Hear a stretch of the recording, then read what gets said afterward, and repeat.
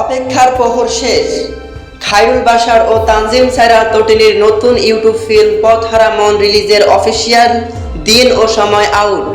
ঠিক কখন রিলিজ করা হচ্ছে জানতে ভিডিওটি শেষ পর্যন্ত দেখুন। সিনেমাওয়ালার ব্যানারে আসছে মোহাম্মদ মোস্তফা কামাল রাজের ধামাকা প্রজেক্ট পথহারা মন। রেড কার্পেট ভাইবের এই নতুন ঝলমলে পোস্টারটিতে খায়রুল বাশার ও তটিনীর কেমিস্ট্রি কিন্তু মন কেড়েছে ভক্তদের।